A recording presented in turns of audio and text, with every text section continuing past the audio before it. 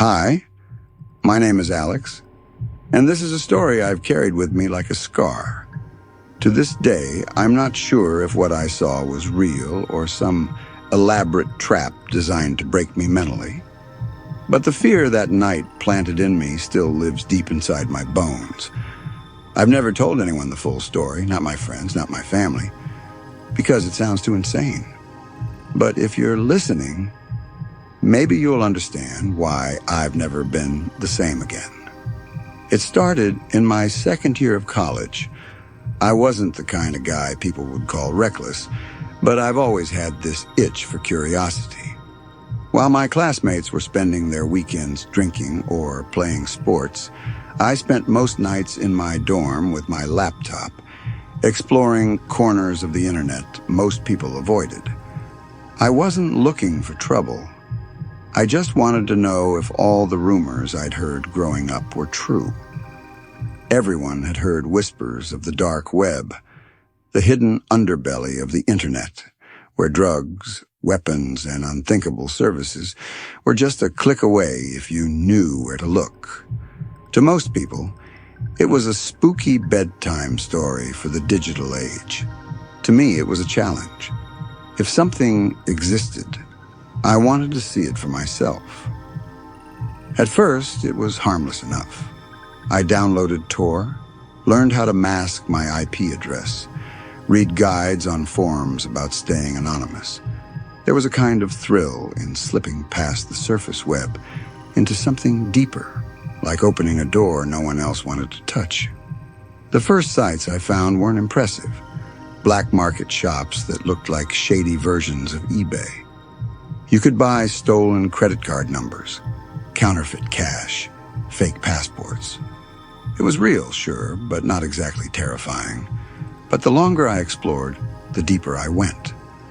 I stayed up later, clicking through endless, hidden wiki pages, following chains of broken links, always searching for something more. My roommate once joked that I was like a digital archaeologist, digging for skeletons in cyberspace. He wasn't wrong. I wanted to find the skeletons. One night in October, when the campus was quieter than usual and rain patted against my window, I stumbled onto something that still makes my skin crawl. It was around 2 a.m. I was hunched over my desk, the only light in my room coming from my laptop screen. I had music playing softly in my headphones, trying to keep myself awake. I clicked through another series of dead-end links when I found myself on a page that looked almost blank. The background was pitch black, and in the center, in small white letters, it asked me a question. Do you want to see something real? Underneath was a single red hyperlink. Enter. My hand hovered over the trackpad. I remember my stomach tightening, like my body was warning me not to continue. I thought about every horror story I'd read about the dark web, viruses, hackers, scams. But curiosity burned hotter than fear. I clicked. The screen went black for a moment, then flickered back to life. A video feed appeared. At first, the quality was grainy, static, flickering across the screen, but I could make out a dimly lit room. The walls were bare concrete, stained and cracked. In the center was a single chair, and sitting in that chair was a person. Their head hung forward, a blindfold covering their eyes, their hands tied behind their back. I could see their chest rising and falling. They were breathing. Alive. At first I thought it was fake. Maybe some low-budget horror film being streamed online. But then I noticed the details, the nervous movement of the victim's shoulders as they struggled to breathe, the way their fingers twitched against the rope. This wasn't staged. This was real. A chat box popped up on the right side of the screen. Dozens of usernames, all strings of random numbers and letters, were typing at once. When does it start? Put the mask on. I've got $600 on the knife. Make them beg first. I froze. My blood turned cold. I'd heard rumors about red rooms, live streams where people paid to watch torture, or worse. But I always dismissed them as myths, internet legends meant to scare people like me. But this was happening right in front of me. The chat scrolled faster, bets and comments flooding in, and then another figure stepped into frame. They were tall, dressed in black from head to toe, their face hidden behind a smooth white mask. They carried a large duffel bag, which they placed on the floor beside the chair. Slowly, almost ritualistically, they unzipped it. The sound of metal clinking echoed faintly through the feed. The figure pulled out tools, gloves, knives, something that looked like pliers. My stomach lurched. The chat went wild. "Start with the fingers!" "Cut the clothes off first." "Do it slow." I should have clicked away right then. Closed my laptop, thrown it out the damn window, but I didn't. I was frozen, transfixed, watching like a deer caught in headlights. And then I noticed something that made my heart stop. The victim, slumped in that chair, was wearing a hoodie. Not just any hoodie. It was from my college bookstore. A limited edition release with the school logo stitched in a unique design. Only a handful of students had it. My pulse quickened. What were the odds? My mouth went dry. I leaned closer to the screen, my heart pounding in my ears. That's when I saw it. On their wrist, partially hidden by the rope, was a bracelet. A beaded bracelet with alternating blue and black stones. I knew that bracelet, because my friend Melissa wore it every single day. A wave of nausea hit me. I ripped off my headphones, my hands trembling. Number. No, it couldn't be her. Melissa had told me she was going out of town to visit her parents that weekend. She texted me about it just 2 days earlier. But what if she never made it? What if... I felt sick. My entire body shook. The masked figure picked up a knife, holding it up to the camera as if to taunt the audience. The chat exploded with excitement. I couldn't take it anymore. I slammed my laptop shut, my chair nearly toppling as I stumbled back. My breathing was shallow, ragged, like I'd just run a marathon. I wanted to call the police, but what could I say? That I found a red room? That I thought my friend was in it? They'd laugh me off, or worse, accuse me of being part of it. I spent the rest of the night pacing my dorm, jumping at every sound, my hands shaking so badly I could barely hold my phone. At sunrise, I finally gathered the courage to call Melissa. The phone rang once, twice, 3 times. Then her voicemail clicked on. My voice cracked as I left her a message, begging her to call me back. I couldn't breathe. An hour later, she did. Her voice was bright, cheerful. She was at her parents' place, perfectly fine. She laughed when I asked if she was okay, telling me I sounded like I'd seen a ghost. She even sent me a picture, a selfie with her family at their kitchen table, smiling, alive. I collapsed onto my bed, relief flooding through me, but it was poisoned with confusion. If it wasn't Melissa, then who the hell was it? Someone wearing the same hoodie, the same bracelet? Coincidence? Or had someone been watching me, copying details from my life to lure me deeper? That night, I tried to find the site again, but the page was gone. The link was dead, as if it had never existed. For days, I couldn't sleep. Every time I closed my eyes, I saw that concrete room, that mask, that bracelet. I jumped at shadows, convinced someone was following me. My laptop stayed shut, collecting dust on my desk, and then, a week later, the emails started. The first one arrived at 3 a.m. No subject, no message, just a single link. I didn't click it. The next night, another email. This time, the subject line read, "Do you want to see something real?" My chest tightened. I deleted it instantly, but more came. Night after night. Different email addresses, all with the same message. I changed my accounts, deleted my old emails, even bought a new laptop. It didn't matter. The messages kept finding me. Now, years later, I still get them sometimes. Randomly. Out of nowhere. Always the same subject line. I never opened them, because I already saw what was real, and it was enough to haunt me forever. My name is Daniel, and I swear to you this story is real. I wish it wasn't. I wish I could chalk it up to a nightmare, a hallucination, or some elaborate prank. But it happened. And now, every time I hear a knock on my door or see a delivery truck pull up outside, my stomach knots with dread. Because I know what it feels like to receive something you didn't order. Something that changes your life forever. It all began 2 years ago.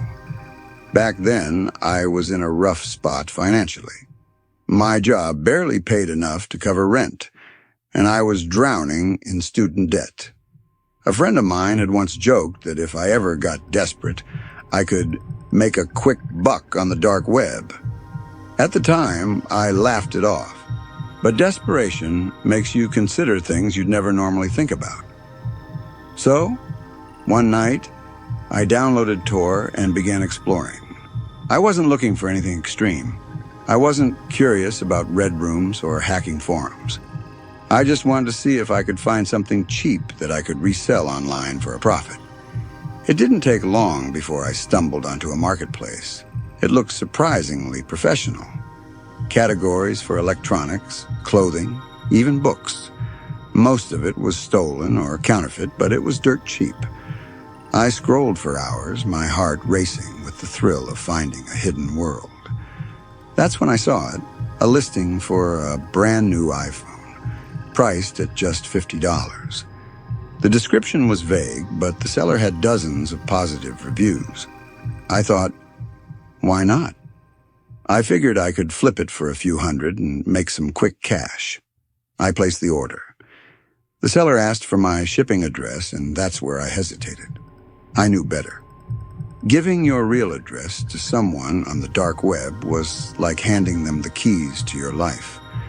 But greed pushed me forward. I rationalized it by thinking, what's the worst that could happen?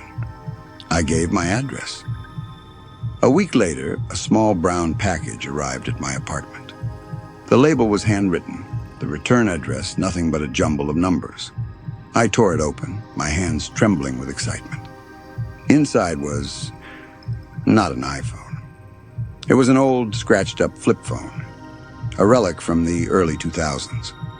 At first, I thought I'd been scammed. Anger surged through me. But then the phone vibrated in my hand. The screen lit up. A new message appeared. Hello, Daniel. My blood ran cold. I never connected that phone to Wi-Fi. I never inserted a SIM card. Yet somehow it knew my name. I dropped it on the table like it was burning my skin. My mind raced. Maybe it was a coincidence. Maybe the seller somehow programmed it with the name from my shipping info. That had to be it. Right? The phone vibrated again. You shouldn't have ordered this. My chest tightened. I backed away, staring at the glowing screen.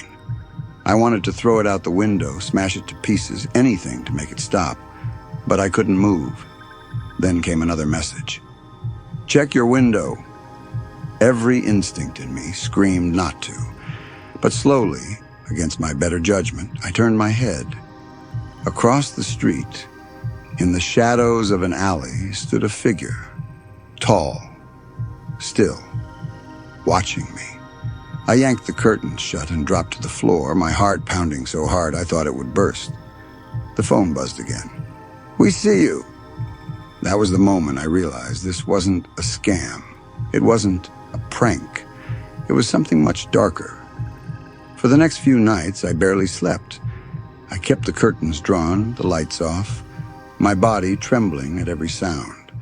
I thought about calling the police, but what could I tell them? That I bought a phone off the dark web and now someone was stalking me. They'd arrest me before they helped me. On the fourth night, I woke to the sound of knocking. slow, deliberate. Knocks that echoed through my apartment like hammer strikes. I froze in bed, holding my breath. The knocking grew louder, more insistent. I grabbed the phone from the table. It was still there, still glowing. A new message appeared. "Answer the door!" My hands shook so badly I nearly dropped it. I crept to the peephole, my knees weak. Outside, in the dim glow of the hallway light, sat another package. No one was there.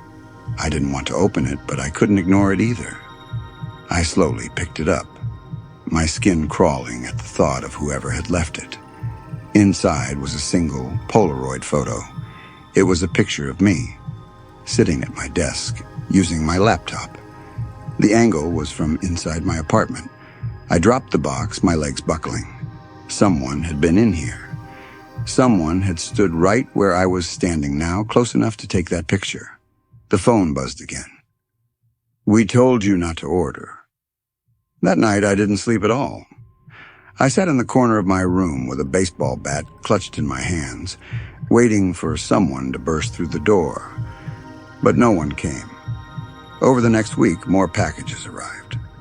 Always in the middle of the night. Always with no return address. Inside were little things. A toothbrush identical to mine, a shirt I thought I'd lost, even a half-empty bottle of the exact shampoo I used. They weren't stealing from me. They were copying me, studying me. The final package arrived on a Sunday morning. I opened it with trembling hands, bile rising in my throat. Inside wasn't an object this time. It was a note. In neat block letters, it read, "Return to sender." That was 2 years ago. Since then, I've moved 3 times, changed my name, ditched every piece of tech I own. But no matter where I go, no matter how careful I am, the packages keep finding me. I don't know how, I don't know why. All I know is this. If you ever get the urge to order something off the dark web, don't. Because once you open that door, you'll never be able to close it again. My name is Emily. What I'm about to tell you isn't just a story. It's a warning. Once you cross certain lines on the internet, there's no turning back. And some people, some things, they watch, they learn, and they wait. It all started innocently enough. I was in my senior year of college, bored, scrolling through forums and websites I had no business visiting, dark web forums, encrypted chat rooms, threads about urban legends, conspiracy theories, and creepy experiment projects. I never bought anything, never participated in anything illegal. I just liked reading. One night, while I was browsing, I stumbled upon a small thread with an unusual title. Digital Ghosts. Can they follow you? The post was long, rambling, filled with technical jargon and stories of people being watched through devices. Most of it seemed like nonsense, but a few parts made my skin crawl. One user claimed that if you posted personal details online, like your email, phone number, or habits, someone could create a profile of you so precise it was terrifying. I laughed it off. Of course I did. Who could do that? And yet, something about the post stuck with me. A few days later, I started noticing strange things. At first, they were subtle. An ad on a website that mentioned a book I had left on my desk, a suggestion for a store I had never searched. Then, small coincidences started piling up. A notification popped up from an app I hadn't downloaded. Emails arrived from unknown accounts, but the subject lines contained information only I would know. My heart raced, but I told myself I was paranoid. Then it escalated. One evening, I was working on my laptop in my dorm room, headphones on, when I received a message on an encrypted chat app. It was from someone I didn't know. The message simply said, "I see you, Emily." I froze. My hands trembled. I didn't respond. I closed the app, but the message remained. Over the next week, the messages increased. The sender knew everything. when I left class, when I went to the library, when I ordered coffee from the cafe down the street. At first, I tried to rationalize it. Maybe someone recognized me online. Maybe a friend was playing a prank. But then, one night, I got a message that made my blood run cold. "I'm in your dorm." "Don't move," I looked around. My roommate was out for the evening. My door was locked, the windows closed. My laptop was on the desk, still glowing, and yet I could feel it. A presence, something in the room, unseen, waiting. I grabbed my phone and dialed the campus security line, my voice shaking. They told me to stay put, that officers were on their way.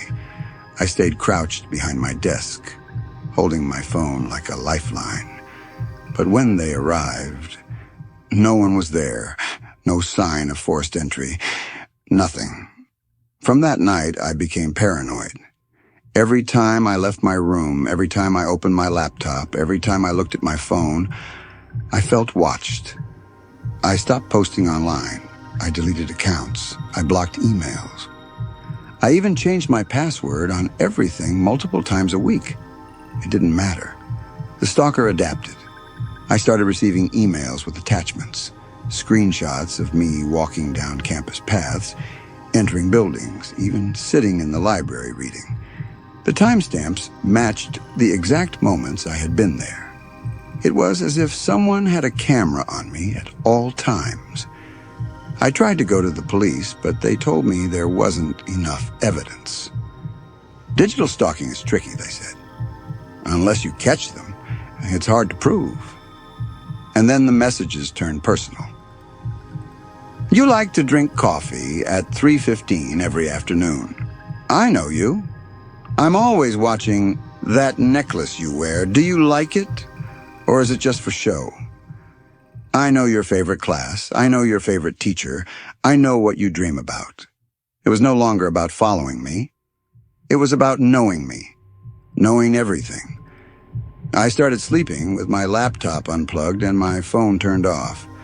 I left my dorm late at night to avoid anyone seeing me. I avoided eye contact with strangers.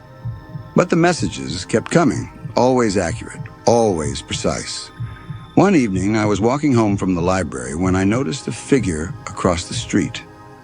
They weren't moving, just standing there watching. I ducked into an alley, heart racing. And when I looked back, they were gone. The next morning, I received an email. "You can't hide." I'm always here. I moved apartments. I changed cities. I even changed my phone number and email address. I thought maybe, just maybe, I could escape. But then, one day, I received a package. No return address. Inside was a single object, my necklace. The one I wore every day. Along with it, a note. "I know you. I always will." That's when I realized the truth. This wasn't a person, or at least not just a person.